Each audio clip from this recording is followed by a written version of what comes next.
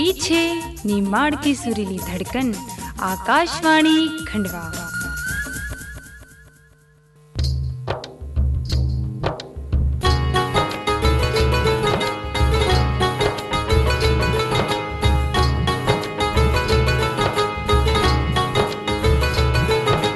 खेत और खलिहानों की सुनो कहानी, सुनो कहानी।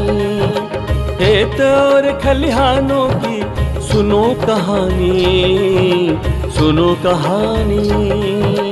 किसान वाणी, किसान वाणी, किसान वाणी, किसान वाणी, किसान वाणी, किसान वाणी, किसान वाणी, किसान वाणी। इस कार्यक्रम के प्रायोजक कृषि एवं किसान कल्याण मंत्रालय, भारत सरकार। हर जोखिम से निकल कर फसल आए, सुरक्षित हो जाए। फसल बीमा से हर किसान अब आत्मनिर्भर हो जाए। संकट के समय प्रधानमंत्री फसल बीमा योजना किसानों के लिए वरदान है। अब सूखा पड़े या बाढ़ आ जाए, कोई डर नहीं। अब ओले पड़े या कीट पतंगे फसल खा जाए, कोई फिक्र नहीं, क्योंकि हमने लिया है प्रधानमंत्री फसल बीमा। बुआई से फसल कटाई तक हर जोखिम का दावा, न्यूनतम प्रीमियम पर अधिकतम भुगतान का वादा। योजना से हर साल जुड़ रहे हैं 5 करोड़ से ज्यादा किसान। अब आपकी है बारी। नजदीकी कृषि कार्यालय, सहकारी समिति, बैंक शाखा, अधिकृत बीमा कंपनी या जन सेवा केंद्र में स्वेच्छा से करा सकते हैं पंजीकरण। फसल बीमा पोर्टल या फसल बीमा ऐप द्वारा भी कराया जा सकता है पंजीकरण। प्रधानमंत्री फसल बीमा योजना, आपकी फसलों का संपूर्ण सुरक्षा कवच। कृषि एवं किसान कल्याण मंत्रालय, भारत सरकार। किसान वाणी कार्यक्रम लेकर हाजिर छे आपकी बहन प्रणीता। तो स्वीकार करो हमारी राम राम। भाई बहनों होनी, प्राणवायु ऑक्सीजन हमारा जीवन ख चलाता रहने का लेन हर हाल में जरूरी छे। न एक की कीमत न एक की आवश्यकता कितनी छे, ई तो अब तक हम बड़ा अच्छा से समझ गया होगा। ई प्रकृति को पढ़ायल पाठ असो कठोर तरीका से हमका पढ़ायो गयल छे कि हम एक जिंदगी भर नहीं भूली सकता हैं। न साथ साथ अपनी आने वाली पीढ़ी का भी हम ई पाठ समझाई देवांगा। पण अब कई भाई बहनों ने अब हम ख आप ख सभी का मिली करना अपना घर का हर गैर सदस्य का नाम पर न हर आने वाला सदस्य का लेन एक एक पेड़ जरूर से लगाना चाहिए। सही वृक्ष का चुनाव का साथ सही जगह वृक्षारोपण करनू और ओका बाद उना वृक्ष का तब तक पालता रहनू जब तक कि वो खुद अपनी रक्षा नहीं करी ले, न खुद से जमीन से पानी नहीं सोखी ले, असो काम करना पड़ेगा। साथ ही भाई बहनों ने वृक्षारोपण और जल संरक्षण दोनों काम एक साथ करने से प्रकृति का हम जल्दी से जल्दी हरो भरो बने पावांगा। न अपना बच्चा न का भविष्य का लेन भरपूर प्राणवायु ऑक्सीजन न प्राणदात्री पानी का जोड़ी पावांगा और बचाई भी पावांगा। तो भाई बहनों ने प्रकृति का सिखायल पाठ का कभी भी मत भूल जो, न मत भूल जो पेड़ लगाणु अरे पानी बचाणु। न भाई बहनों ने अब कार्यक्रम का आगे बढ़ावा न आपसे पूछ लेवा आज को प्रश्न। तो हमारो आज को प्रश्न छे, कदी ग्रीष्मकालीन गन्ना फसल की पैदावार बढ़ाणु होय तो कई कई करनु चाहिए। प्रश्न एक बार अरु सुनी लियो कि कदी ग्रीष्मकालीन गन्ना फसल की पैदावार बढ़ाणु होय तो कई कई करनु चाहिए। न इना प्रश्न को उत्तर हमेशा की तरह हम आपको देवांगा कार्यक्रम का आखिर में। भाई बहनों ने कोरोना का बढ़ता प्रकोप का कारण आज हम सभी जूझी रहा, परेशान हुई रहा। न सबसे बड़ी दुखद बात तो ई है कि हम अपना नख खोई रहा। अब भाई बहनों ने इन्हीं परेशानी का बढ़ने को, फैलने को न फैलाने को जिम्मेदारी तो हमारी है, पण एक रोकने की जिम्मेदारी भी हमारी है। बस जरूरत है तो एक बार अरु हमख अपना आत्मविश्लेषण की, साथ इन्हीं बीमारी से बचना बचाने का उपाय न इन्हीं बीमारी का पहचानने का लक्षण का जानने की। तो आज हम शुरू से एक बार फिर मुख्य बात न कर दोहराई लेवा। कोविड-19 का फैलने से रोकने का लेन बार बार हाथ धो। हाथ धोने का लेन पानी, साबुन न एक अलावा सैनिटाइजर को उपयोग करो। अगर कोई खांसा या छींका तो ओका सी उचित दूरी बनाई लो। न यदि खुद ख खांसी आव या छींक आव तो मुँह ख कोहनी या टिश्यू पेपर से ढकी लो। साथ ज बिना हाथ धोएल आँख, नाक, कान या मुँह का नहीं छुओ। मास्क लगाओ। पण एक बात भी अगर आपका ठीक नहीं लगा तो घर का एक कमरा में स्वयं से खुद ज घर का सदस्य ने से अलग हो जाओ। एक अलावा खुद की वापरेल वस्तु नखर दूसरा नखर मत छोड़ने दो। भाई बहनों ने ई तो थी सुरक्षा की बात। अब बात करा इन्हीं बीमारी का मुख्य लक्षण न की तो लगातार खांसी आता रहनू न खांसी में बलगम आणु इन्हीं बीमारी का लक्षण न हुई सकज। एक अलावा इन्हीं बीमारी में बुखार सामान्य से बढ़ी जाए और गंध न स्वाद भी नहीं पतो चलतो है। भाई बहनों ने इन सभी लक्षण का अलावा यदि आपको कोई परेशानी होती होए न वो परेशानी 3 से 4 दिन तक बनेल होए तो तुरंत डॉक्टरी जांच करवाई लो। भाई बहनों ने कोरोना एक बीमारी छे, अपराध नहीं जेखा छुपाणु पड़। अरु ना ही सामान्य बीमारी छे जेको इलाज घर में संभव छे। परेशानी ज़्यादा बढ़ी जाए न हाथ से निकली जाए जेका बाद भागता रहने का बजाय सही समय पर डॉक्टर से इलाज करवाई लो तो आपको मरीज भी ठीक हुई पाओगे। भाई बहनों ने मन का ज्ञानी न मन का डॉक्टर तो हर घर में मिलज, पण सही का ज्ञानी न सही का डॉक्टर तो केवल अस्पताल में ज मिलज। तो 100 बात की एक बात, घर पर रहो, सुरक्षित रहो न। अब हम सुनी लेवा एक निमाड़ी लोकगीत जेखा गायोज बद्री प्रसाद शर्मा न उनका साथी न।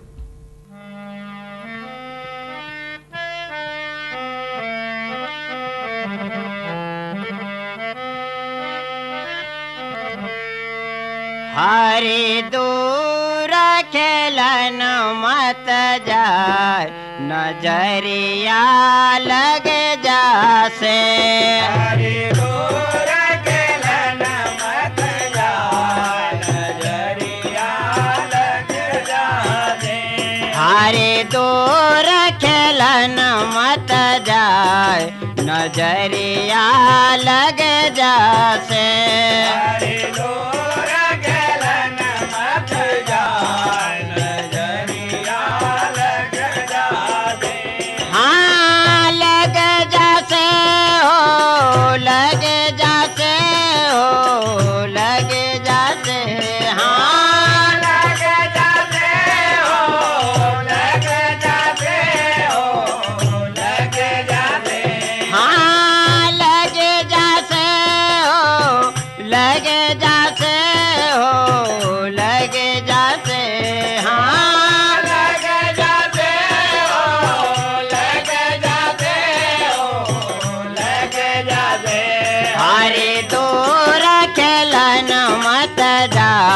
नजरिया लग जासे।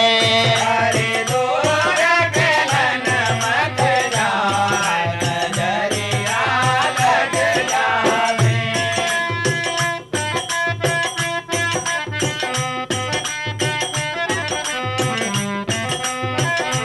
हाँ चंद्र बदन मुख कोमल तेरो, कोमल तेरो। कोमल तेरो, कोमल तेरो। चंद्रवदन मुख कोमल तेरो, कोमल तेरो।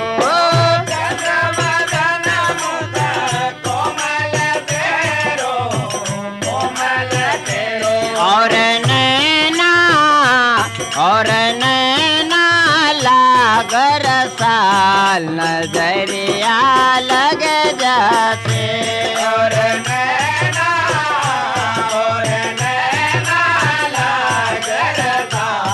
नजरिया लग जासे। हरे दूर खेलन मत जाए नजरिया लग जासे।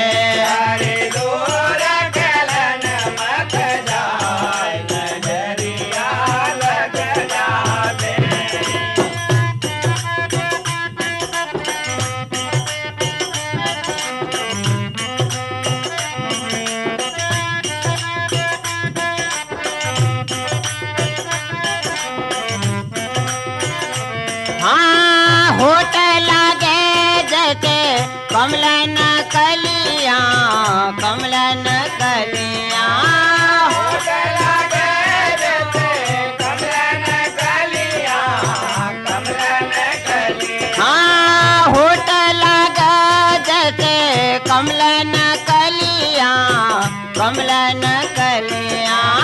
होटल जैसे कमलन कलिया,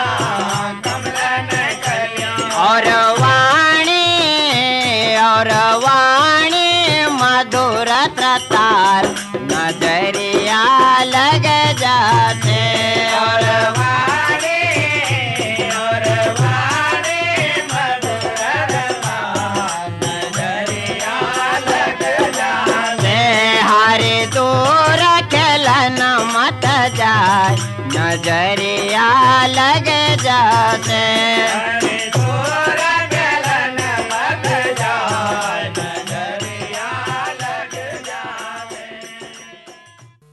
भाई बहनों इनानी माड़ी लोकगीत का बाद अब बारी छे भेंटवार्ता की।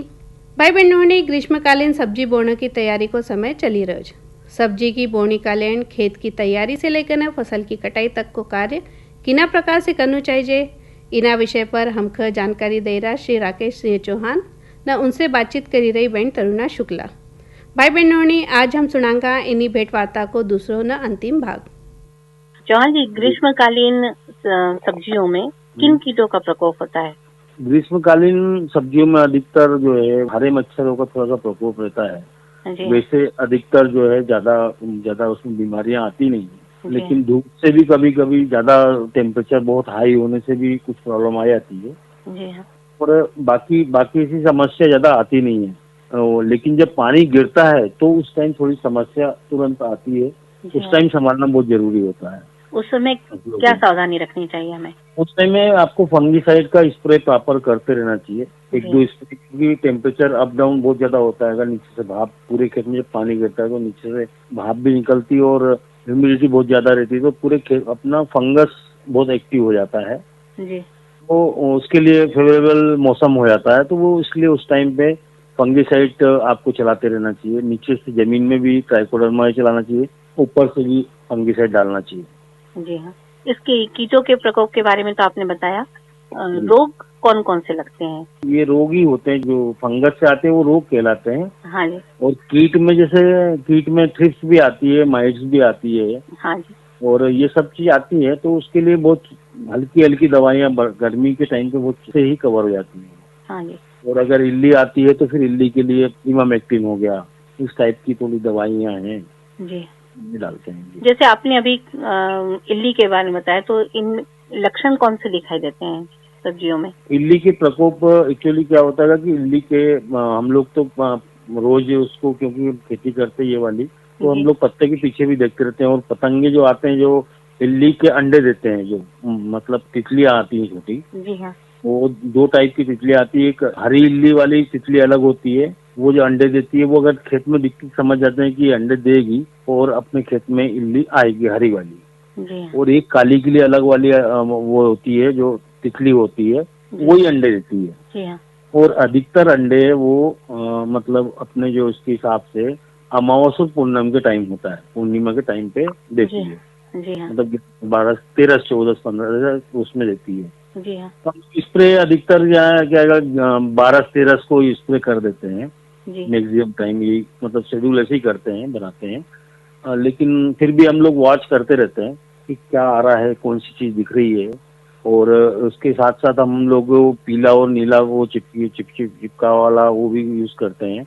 हाँ जी। उस पे भी हम लोग को दिख जाता है कि ये चीज है हमारे इस पे, जी, तो वो उसका हम स्प्रे कर लेते हैं।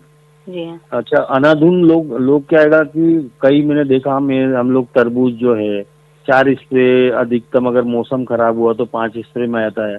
लोग 8-8, 10-10 स्प्रे करते हैं। जी। वो अननेसेसरी करते हैं। बस वो दुकानदार के बच्चे 4 दिन हो गए भैया, आप क्या छीटूं, मतलब क्या छीटना है। वो अननेसेसरी स्प्रे और अननेसेसरी खाद बहुत ज्यादा वो करते हैं। तो मेरी किसानों को तो यही सलाह है कि ज्यादा जो बीमारी है उसके हिसाब से दवाई छीटें। जी हाँ। और बीमारी नहीं है तो पड़ोसी ने छीटा है इल्ली की दवाई, हमारे खेत में इल्ली नहीं है तो हम इल्ली की दवाई नहीं छीटें। बिल्कुल। अगर हमारे 4 दिन बाद हमारे खेत में इल्ली आएगी तब हम छीट देंगे। जी हाँ। अनावश्यक कीटनाशकों का छिड़काव करने से हमारी खेत की मिट्टी को भी नुकसान होता है। मिट्टी को नुकसान होता है, इन्वायरमेंट को नुकसान होता है, पब्लिक को नुकसान होता है, हमारे को आर्थिक नुकसान होता है। जी हाँ। और अगर जैसे मैं तो एक कहता हूँ कि अगर हमको मलेरिया नहीं है और हम मलेरिया की गोली खाएंगे तो क्या होगा हमारा, बस मैं तो बोलता हूँ कि आप भी वैसे समझो, पौधा भी वैसे ही है। और आप अगर देखना दवाइयाँ डालने के बाद पौधा 4 दिन 8 दिन तक क्या नाम है वो जो ना वो भी ऐसे ही, जैसे हम लोग को मलेरिया की गोली खाते तो कैसे बिस्तर पे थोड़ा लेटना पड़ता है, हाँ जी। वैसे पौधा 4-6 दिन क्या कहते हैं मतलब वो अपनी ग्रोथ रोक देता है। जी हाँ। वो ग्रोथ रोक देता है, सब कुछ उसका मतलब वो भी ऐसा डल टाइप का हो जाता है। जी हाँ। हाँ वो भी भोजन पानी सब बंद कर देता है, क्योंकि वो हाई डोज हमने डाल दिया है। जी तो उसको बिल्कुल हल्के डोज चालू करें, बिल्कुल लाइट डोज दें। और लोगों की एक टेंडेंसी और है, मैं बता रहा हूँ आपको, जैसे 5 ml का डोज है जी तो लोग 15 ml डालते हैं, जी हाँ और मैं 5 ml से 6 ml भी नहीं डालता हूँ, 5 ml ही डालता हूँ। लेकिन प्रति एक एकड़ जो है वो अच्छा, मतलब पूरा पत्ते को भीगना चाहिए। जी लोग मैं 10 पंप डालता हूँ, लोग 3-4 पंप 5 पंप में कर देते हैं। जी ठीक है ना। तो दवाई का उपयोग जो कंपनी ने बोला है 5 ml, तो 5 ml ही डालें, लेकिन हर पत्ते पे हर जगह लग जाना चाहिए। जी और आप 15 ml भी डालेंगे और ऊपर ऊपर लगा देंगे तो कोई ज्यादा उसका मतलब नहीं है। जी। कीटनाशकों का जैसे छिड़काव आप करते हैं तो किस समय करते हैं और उसमें कौन कौन सी सावधानियां रखते हैं? गर्मी के टाइम पे तो हम लोग अधिकतर जो है शाम को 5 बजे के बाद स्प्रे करते हैं जी जी, अधिकतर। और बरसात में तो जब टाइम मिल जाता है जब करते हैं। जी हाँ। जब भी बरसात बंद होती है, जब पानी पत्ते पे पानी नहीं होता, तब करते हैं। और ग्रीष्म काल में तो हवाएं भी बहुत चलती हैं तेजी से। जी जी जी। तो इस समय फिर हवा की दिशा पर भी ध्यान देना होता होगा आपको। पौधे की हाइट कम होती है इस टाइम पे, जी हाँ। तो वो मास्क लगा के, और हम लोग क्या करते हैं अगर कुछ हवा ऐसी चलती है हाँ तो अधिकतर हेलमेट लगा देते हैं। जी अंदर तो रहता ही है, हाँ और जी। ऊपर से हेलमेट लगा देते हैं, तो वो हवा से फिर वो रुकती हो जाती है। हाँ जी। अभी जैसे कि कोरोना का यानी कोविड वायरस का संक्रमण का खतरा है इस समय, और इस समय खेत में आप लोग तो काम कर ही रहे हैं, लेकिन आपके साथ कुछ हमारे श्रमिक भाई भी काम कर रहे होंगे। तो इस समय आप कोविड से सुरक्षा की दृष्टि से आप क्या सावधानियां रख रहे हैं? हमने एक काम किया है कि जैसे मेरी अभी अदरक उखड़ रही है। हाँ जी। अदरक में हम लोग ने एक लांगी छोड़ के, मतलब करीब 10 फीट पे मजदूर अलग अलग हैं। हाँ जी। मतलब एक मजदूर से दूसरे मजदूर की दूरी 10 फीट है। 10 फीट। हमने बीच में एक अदरक की मतलब हल्दी और अदरक की लाइन हमने उसको बाद में बखरेंगे। पहले हमने 5-5 फीट पे है, तो हमने 10-10 फीट पे बखर दिया उनको, हाँ जी। कल्टीवेटर से कर दिया है, और एक एक मजदूर उस पे लगाया है। हाँ। तो हमारी जो सोशल डिस्टेंसिंग वो 10 फीट है। प्लस मैंने मास्क का पूरा 100 का बंडल ले जाता हूँ मैं। जी हाँ। और पर डे उनको, अगर मेरे 15 मजदूर है तो सुबह में मेरे हाथ से उनको सबको देता हूँ, और शाम तक वो फिर उसको फेंकने का बोल देता हूँ, जी हाँ। उसको फेंक देना। तो वो मैं हर दिन अपने हाथ से देता हूँ। जी हाँ। प्लस उनको बोल दिया जाएगा कि पानी के लिए सब लोग अपना अपना चीज लेके आए। जी हाँ। बॉटल लेके आए। कुछ लोगों ने बॉटल के ऊपर कपड़ा लगा लिया है, ठंडा पानी उनका रहता है। हाँ जी। तो इस टाइप से कर रहे हैं। सैनिटाइजर भी रखा हुआ है, साबुन भी रखा हुआ है। जी हाँ। चौहान जी, सब्जियों में आपने खीरा बताया, तो इसमें प्रति एकड़ उत्पादन कितना हो जाता है? खीरे का उत्पादन मैं तो 25 टन तक ले पाया हूँ, लेकिन आपकी बार कोशिश ये है मेरी कि वहाँ पे जो नागलवाड़ी साइड जो लोग करते हैं वो करीब 35 टन तक भी ले जाते हैं। जी हाँ। तो अभी हमारा तो नहीं हो पाया उसका उत्पादन। क्या कोई नई तकनीक अपनाते हैं क्या वो? टेक्निक तो वही है, हाँ, लेकिन कुछ उनका मिट्टी का भी फर्क है, कुछ नर्मदा बेल्ट का जो है मिट्टी का बहुत फर्क होता है। हाँ जी। तो कुछ क्लाइमेट का भी फर्क हो सकता है। हाँ जी। टमाटर में कितना उत्पादन प्रति एकड़ लेते हैं आप? टमाटर में हम लोग तो 1200 से 1500 कैरेट ले पाते हैं। हाँ, लेकिन वो नागलवाड़ी तरफ जो है वो लोग 3000 कैरेट तक भी ले लेते हैं। हाँ, उनका जमीन का और उनका थोड़ा उसका अंतर है, कुछ पानी का भी अंतर हो सकता है, वहाँ का नर्मदा जल है तो वो है। पर अभी हम लोग उनकी भी प्रैक्टिस जो लोग वो लोग कर रहे हैं, वैसे भी कर रहे हैं। तो देखिए अब उत्पादन हम लोग बढ़ाने के, पहले हम लोग 1000 कैरेट ले पाते थे, 1500-1800 तक भी पहुँचते हैं। हाँ जी। कहीं कहीं कुछ एरिया में पहुँच पाते हैं 2000 तक, तो वो उसको हम काउंट नहीं करते, हम तो 1500 मानते हैं। हाँ, 1500 कैरेट प्रति एकड़। और इनका समय समय पर रख रखाव करने के लिए कौन कौन सी सावधानियां रखनी पड़ती हैं, किन बातों का ध्यान रखना पड़ता है? खीरा और टमाटर ये सब तो पूरा क्या है, तार और खूटे पे करते हैं हम लोग। हाँ जी। पूरे तार और खूटे हैं, उस पे क्या नाम है लगाते हैं, धागे से ऊपर चढ़ाते हैं। हाँ, बेला को ऊपर चढ़ाते हैं जी। और खरपतवारों के लिए मल्चिंग डाल के रखते हैं। हाँ, और जो बीच में रहता है वहाँ पे टमाटर में तो ये उसकी दवाई आती है वो डाल देते हैं, और खीरे में नींदवा देते हैं, क्योंकि खीरा फिर गर्मी में लगाते हैं ना उसको जी। तो गर्मी में उतना खरपतवार होता नहीं है, थोड़ा पानी गिरता जब ही होता है, जब तक उसका एंडिंग पे आ जाता है वो। हाँ जी। जी। चौहान जी, सब्जियों के विक्रय के लिए आप क्या व्यवस्था करते हैं? देखिए, हम लोग लार्ज स्केल में इसीलिए लगाते हैं खीरा। हमारे यहाँ कई किसान मिल के लगाते हैं। हम लोग अलग अलग खेत में, कोई 5 एकड़ में लगाता है, कोई 2 एकड़ में, कोई 1 एकड़ में। हाँ जी। तो हम लोग का खीरा क्या है, ज्यादातर दिल्ली का मार्केट पकड़ते हैं जी। वो दिल्ली के व्यापारी यहाँ पे आते हैं, वो लोग यहाँ से हमारे यहाँ से खीरा ले जाते हैं अच्छे रेट में। जो खंडवा मंडी से भी ज्यादा, मैं कहूँगा कि भोपाल मंडी से भी ज्यादा रेट से हम हमारे खेत से दे देते हैं, क्योंकि उसमें लार्ज स्केल में लगाना ही। जैसे हम लोग ने पपीता लगाया तो हम लोग ने 25-27 एकड़ में पपीता लगवाया है एक साथ। मतलब 5 एकड़ में मैंने लगाया, बाकी कोई 2 एकड़ में, कोई 5 एकड़ में, कोई 2 एकड़ में, कोई 3 एकड़ में, ऐसे 27 एकड़ के पपीते हमने एक साथ लगाए। क्योंकि जब ज्यादा क्वांटिटी में होता है तभी क्या कहते हैं, बाहर का व्यापारी दिल्ली का, अपने दिल्ली मार्केट टारगेट करते हैं ज्यादा। जी हाँ। तो यहाँ पे दिल्ली का जब ये आएगा, जब उसको रोज की 1 गाड़ी 2 गाड़ी मिलेगी तो। जी हाँ। ऐसे ही जैसे तरबूज का, जब हम लोग शुरू में तरबूज यहाँ पे लगाते थे तो हम लोग दिल्ली भी बेचने जाते थे, भोपाल इंदौर भी बेचने जाते थे, मुंबई भी बेच के आए हम लोग, तरबूज खरबूज सब बेच के आए। लेकिन अब आज की तारीख में इतना तरबूज खरबूज लगता है कि आज यहाँ पे पूरे इंडिया से खंडवा में कम से कम 15 से 20 व्यापारी यहाँ पे रहते हैं। रोज की यहाँ से 20 से 30 ट्रक, मतलब ट्राले यहाँ से लोडिंग होती है। हाँ। क्यों? क्योंकि यहाँ पे एक गढ़ बन गया है, उन्हें तरबूज चाहिए तो वहाँ पे मिल जाएगा। जी। तो इसलिए व्यापारी यहाँ पे आते हैं और रोज की गाड़ी बहुत सारी भरते हैं। जी। तो अच्छा रेट भी मिलता है। जो अभी आज की तारीख मान लो कि इंदौर में या भोपाल में जो रेट मिल रहा है, हाँ जी। तो किसान को वो रेट खेत में मिल जाता है। जी हाँ। उसके फायदे ये होते हैं। हाँ जी। तो आपका कहने का तात्पर्य यह है कि यदि हमारे किसान भाई सब्जियों की खेती करते हैं तो उन्हें विक्रय में भी किसी तरह की कोई परेशानी नहीं होगी। उनको ग्रुप बना के ही खेती करना चाहिए। अगर मैं पपीता 2 एकड़ में लगाऊंगा तो मैं आफत करते रहूंगा। जी। मुझे जाके बेचना पड़ेगा, खंडवा, भोपाल, इंदौर, जहाँ पे भी मुझे जाना पड़ेगा। गाड़ी का लोडिंग पूरा नहीं होगा। हाँ जी। एक अगर मेरे पास अगर क्या नाम 100 किलो या 200 किलो माल हुआ तो फिर मैं उसको ले कैसे जाऊंगा, ट्रांसपोर्टिंग कैसा करूंगा। हाँ। अगर एक पिकअप है मेरे को भोपाल भेजना है, हाँ, तो उसकी किराया बहुत ज्यादा है। मान लो उसका किराया 5 रुपए किलो आ रहा है, लेकिन अगर वही एक मैं ट्राला भेजूंगा तो उसका किराया 2 रुपए किलो आ जाएगा। जी। मतलब इतना अंतर हो जाता है। जैसे इंदौर दिल्ली का किराया मान लो 5 रुपए किलो है, 6 रुपए किलो है। अगर मैं पिकअप से भेजूंगा तो 20 रुपए किलो में पिकअप पहुंचेगी वहाँ पे, और ट्राले में भेजूंगा तो 5 रुपए में, 5.5 रुपए में पहुंच जाएगा, 6 में पहुंच जाएगा। ऐसा जितनी क्वांटिटी ज्यादा रहेगी उतने रेट कम, उतनी बड़ी गाड़ी भराएगी और उतना रेट कम में आपका दिल्ली मुंबई जहाँ भेजना है वहाँ पहुंच जाएगा।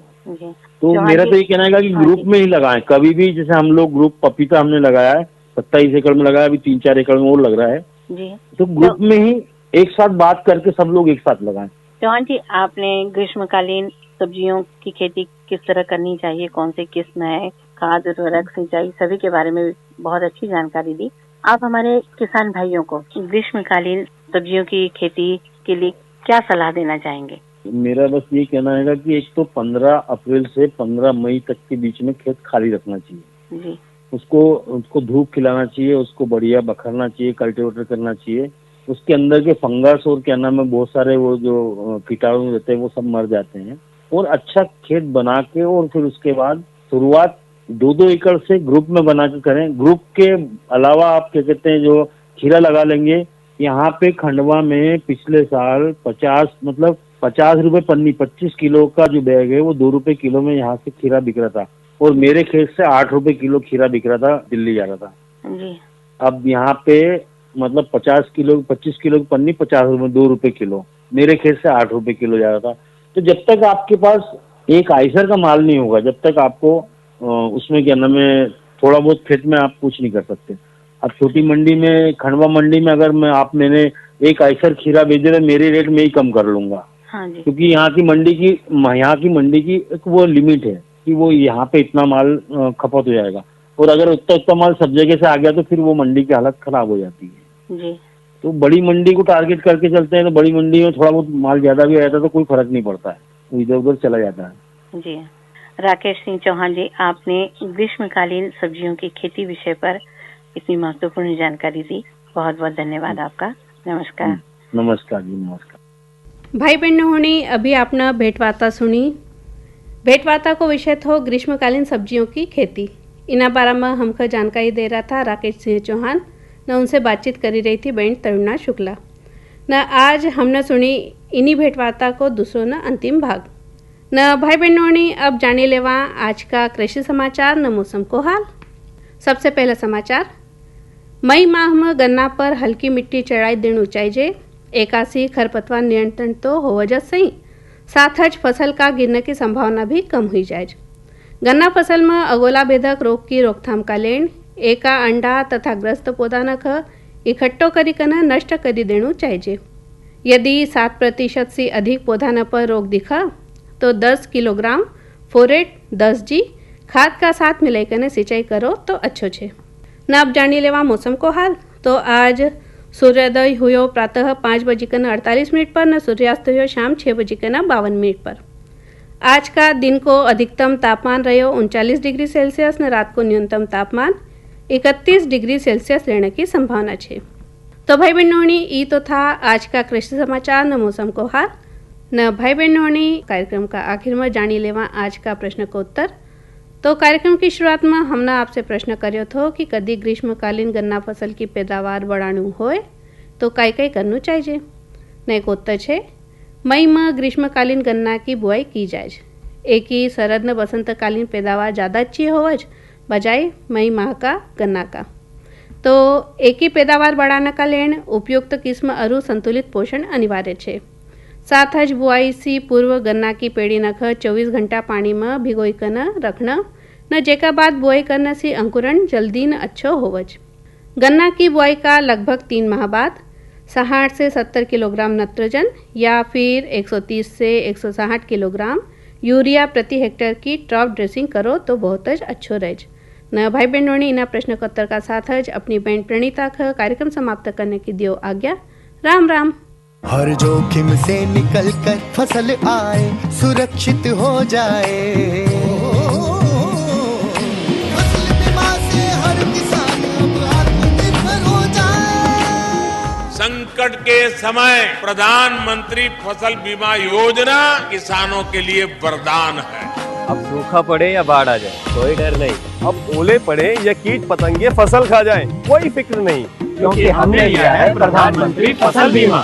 बुआई से फसल कटाई तक हर जोखिम का दावा, न्यूनतम प्रीमियम पर अधिकतम भुगतान का वादा। योजना से हर साल जुड़ रहे हैं 5 करोड़ से ज्यादा किसान। अब आपकी है बारी। नजदीकी कृषि कार्यालय, सहकारी समिति, बैंक शाखा, अधिकृत बीमा कंपनी या जन सेवा केंद्र में स्वेच्छा से करा सकते हैं पंजीकरण। फसल बीमा पोर्टल या फसल बीमा ऐप द्वारा भी कराया जा सकता है पंजीकरण। प्रधानमंत्री फसल बीमा योजना, आपकी फसलों का संपूर्ण सुरक्षा कवच। कृषि एवं किसान कल्याण मंत्रालय, भारत सरकार।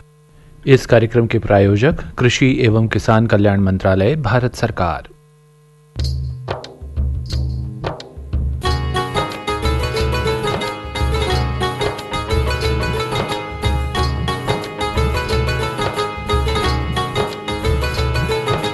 खेत और खलिहानों की सुनो कहानी, सुनो कहानी। खेत और खलिहानों की सुनो कहानी, सुनो कहानी। किसान वाणी